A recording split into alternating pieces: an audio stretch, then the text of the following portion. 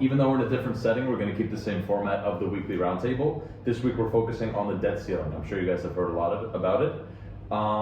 More specifically, that we're reaching the limit of our debt.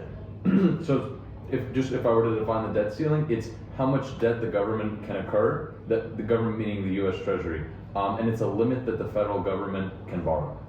So Dave, do you want to explain more? Right, so just like David said, the debt ceiling is basically the limit on the total amount of money that the government could borrow. Right now our debt ceiling is $31.4 trillion, but we are expected to actually hit that debt ceiling by June 1st unless we're able to negotiate on a new debt ceiling and raise it. And so what's going on right now is currently Joe Biden is trying to negotiate with Republicans in order to figure out an agreement where both sides would make some kind of concessions. So from the Republicans' point of view, they want to limit the amount of federal spending that's going on in our government right now. And from Biden's point of view, obviously it would be catastrophic if we're not able to raise the debt ceiling, because we wouldn't be able to make any more of our payments, and a huge loss in consumer confidence would ensue. So where do you see this going? How do you see this conflict being resolved? I mean, the thing is, if we look historically, the debt ceiling, we've never defaulted on debt, right? Just because that would be horrible for our credit. So the debt ceiling has always been raised, and that's just because we can raise it, and the implications of not raising it far exceed what it takes to raise it, because it's effectively like a self-control limit. So the country and states that are in itself. Right.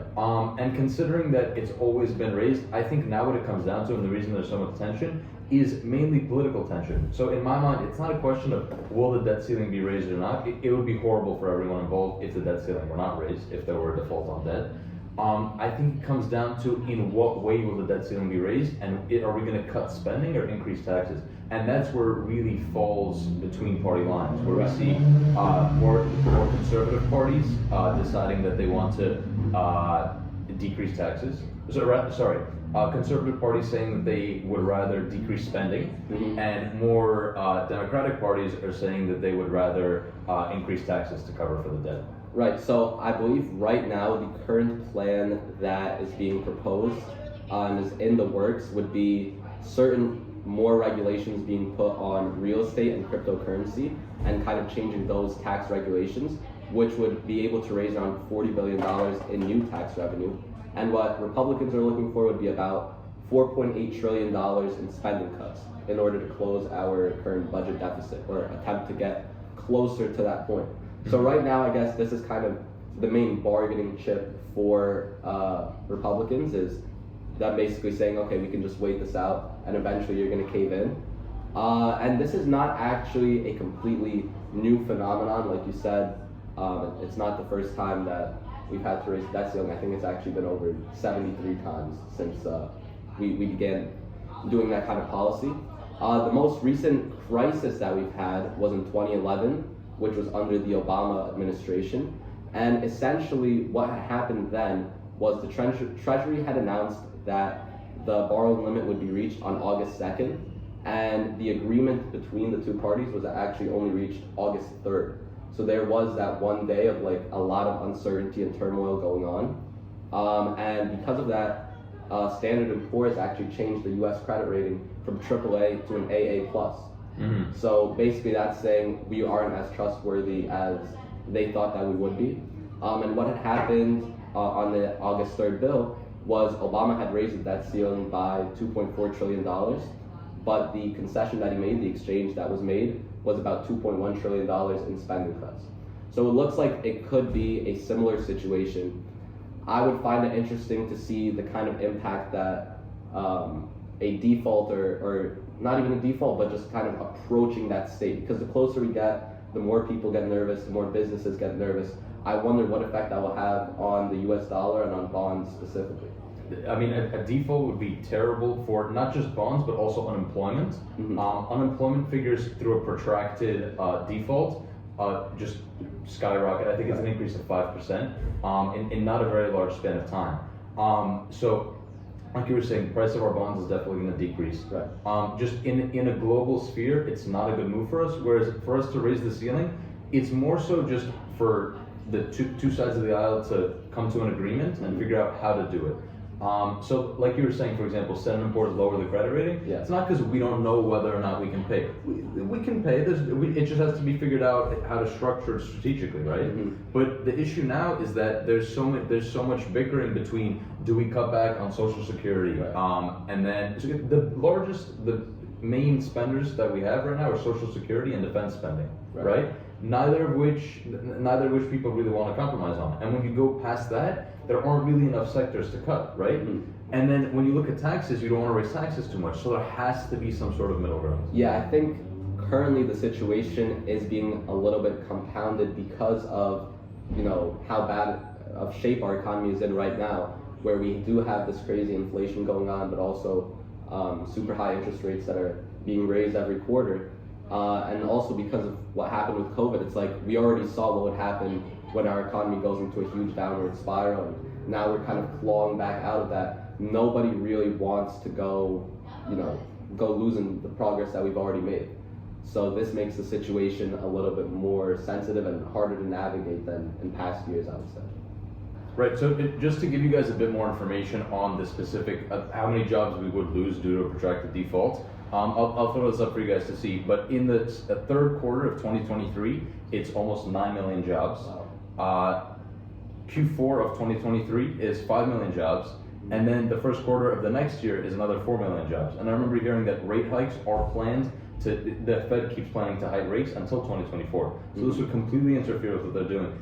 If theoretically there were to be a default, you cannot keep hiking rates, right? So it's just going to spiral things way out of control. Right, and the default itself and uncertainty related to it would raise short-term borrowing costs as well, because nobody will really know what's going to happen, and that's a really bad place for the economy, and especially even the stock market, which we've been trying so hard to rebound. So it'll be interesting to see where that goes. 100%. And it also, I think, we mentioned BRICS back in our very first episode. This sort of puts BRICS in a more favorable position, right? I was about to say, yeah, because now it's looking like, okay, how much can we trust the U.S. government and the U.S. dollar anymore? If, look, they're about to default, there's a lot of turmoil going on politically, maybe this could be the new, front runner for reserve currency, or at least makes it more favorable. Exactly. Ultimately, I guess moving forward, this is really a time for Congress and the House to unite and understand that we're really all standing behind the same thing. If this doesn't work out, it's going to be horrible for everyone, regardless of whether you're blue, red, which side of the aisle you're on. It doesn't matter. So yeah, we have to take some sort of united stand to this, and we can't default. It would be too dramatic. Right. And yeah, in other news, we're pretty much rounding up our roundtable here. That was the main thing we wanted to discuss with you guys. I want to talk about Ukraine really quickly. Right. So over a year ago, Russia, as we know, invaded Ukraine, which followed a ton of needless bloodshed, as well as support from foreign countries. What we're seeing now is, as Ukraine has a stronger position, they have advanced weaponry, a ton of money to work with. Ukraine is now beginning a counteroffensive attack on Russia. Personally, if I were, for example, NATO funding Ukraine, right? If Ukraine starts attacking Russia, is that not NATO directly attacking Russia? I feel like that's a really fine line to walk. That's something to think about for sure.